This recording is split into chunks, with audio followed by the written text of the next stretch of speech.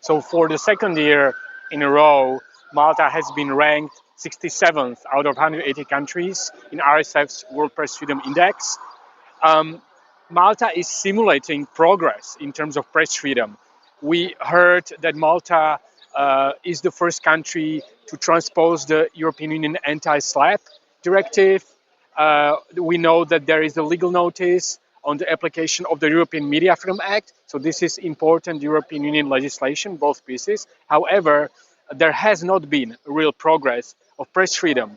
SLAPPs, abusive lawsuits, are still a problem, and the legislation in Malta is absolutely not up to the challenge. And when it comes to European Media Freedom Act, Malta in reality has not been applying it. The public broadcaster is not independent. Confidentiality of journalistic sources is not sufficiently protected. And advertisement from the government, from the public funds, is not distributed in a transparent and fair way to the media. So these are just some examples. So Malta remains 23rd out of 27 EU member states in our index.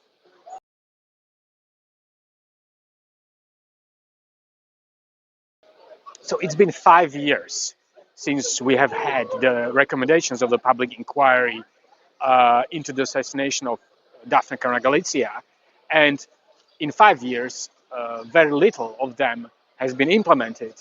And actually, the European Union has taken lesson from the killing of Daphne and from the killing also of the Slovak journalist Jan Kuciak, but it seems like Malta itself hasn't learned a lesson from this crime and this attempt on media freedom.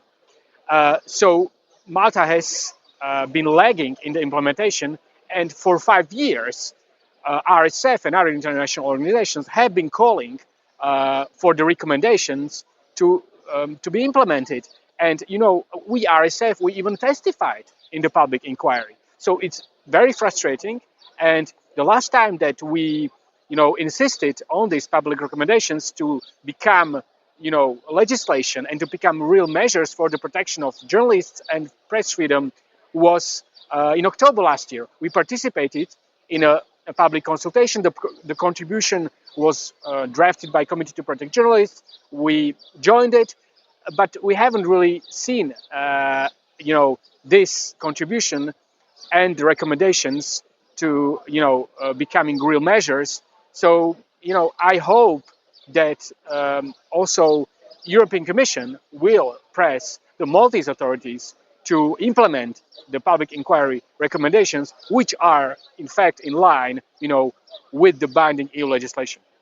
Unfold? Like, what's your impression of day one of this trial? What do you make of it? So I feel hope. I feel hope that justice will finally be fully served. Justice for the killing of Daphne Caruana Galizia. At the same time, I'm very cautious. So from my experience, and of course from the experience of the family and the Maltese, this case has known unexpected turns. I remember in 2022, on the first day, the Giorgio brothers pled guilty.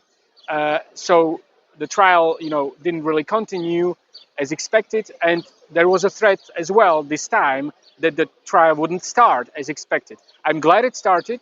It's very important, and this sends also a message of optimism to all those who are fighting for justice for journalists killed elsewhere in the world and in Europe. So it's been long overdue, this trial, but finally it's here. We are relieved and we feel hope.